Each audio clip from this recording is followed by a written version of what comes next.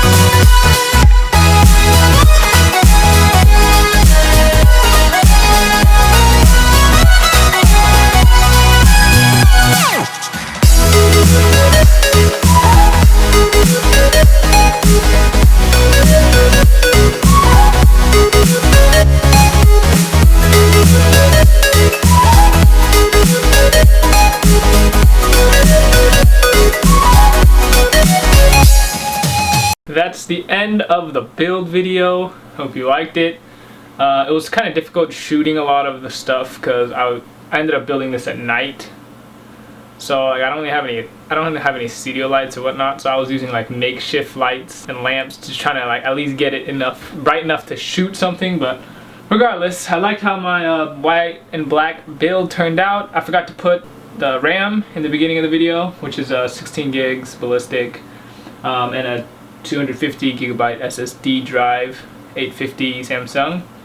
Yeah, I like how, you know, you can change the color to whatever you want it to be, which is really nice. If you liked the video, give it a thumbs up. Don't forget to subscribe. And if you have any questions, comment below. And I shall see you next time. Peace.